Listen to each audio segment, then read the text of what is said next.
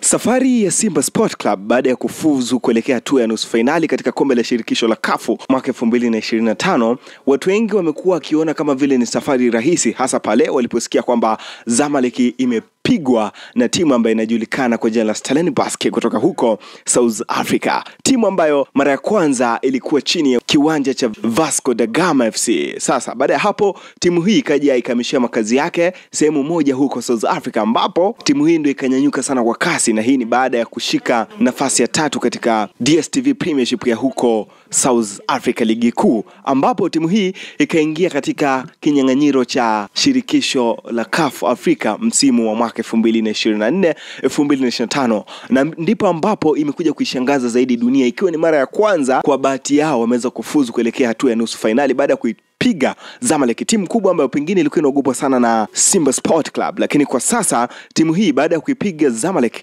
ndio inaenda kukutana na timu ya Simba Sport Club katika hatua ya nusu finali kombe la shirikisho CAF msimu wa 2024-2025. Sasa watu wengi wamechukulia poa sana timu hii baada ya kusikia imepangiwa na Simba. Je, ipi historia kamili kuhusiana na timu hii? Pengine inaweza ikakuogopesha kidogo. Chukua maji, shushia, alafu njoo nikusimulie. Langu jina mimi naitwa Daud_Scodrizi. Hii hapa ni Dax Media. Mwisho wa video hii ama mwisho wa historia hii nitakuwekea baadhi ya video pamoja na clips za Simba na moment mbalimbali baada ya Simba kuichapa klabu ya Al Masry huko Misri, ikiwa ni mapema hivi leo katika uwanja wa Benjamin Mkapa. Twende kazi. Nifahamu klabu tishio zaidi kwa sasa barani Afrika inaitwa Stellenbosch, ama unaweza kupenda ukaita The Stolen ama The Maroon.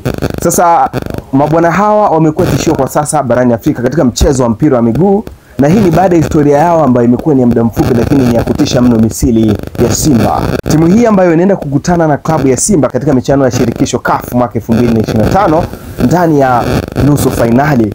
Nimekuandalia historia yao fupi ambayo inaweza ikakusisimua, pengine usiwachukulie poa jinsi kama ulivyodhani kwamba itakuwa ni rahisi Simba kuwafunga. Watu hawa mithili ya kumeza tonge lenye mlenda linalosindikizwa na maziwa katika kinywa cha mtu mwenye njaa kali. The Stellenbosch Football Club inajulikana pia kama Stellies au The Maroons. Ni klabu ya mpira wa miguu yenye makazi yake huko Stellenbosch ya huko Afrika Kusini. Ilianzishwa mnamo tarehe 3 Agosti mwaka 2016 baada ya klabu ya Vasco da Gama FC kuhamia Stellenbosch.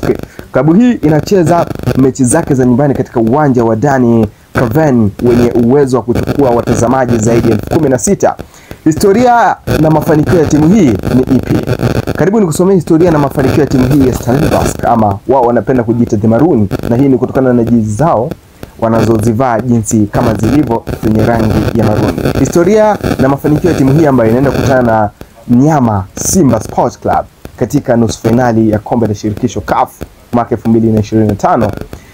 Mwaka 2018 hadi mwaka 2019 Stellenbosch ilishinda ligi ya National First, yani division, na kupanda daraja hadi kucheza DStv Premiership, ligi kuu ya Afrika Kusini. Mnamo mwaka 2023 klabu ilitoa taji la Carling Knockout Cup, ikiwa ni kombe lao la kwanza katika historia. Msimu wa mwaka 2023 mwaka 2024 Stellenbosch ilimaliza katika nafasi ya 3 kwenye DStv Premiership, ikafuzu kwa mara ya kwanza kushiriki kombe la shirikisho la CAF msimu wa mwaka 2024-2025. Naam.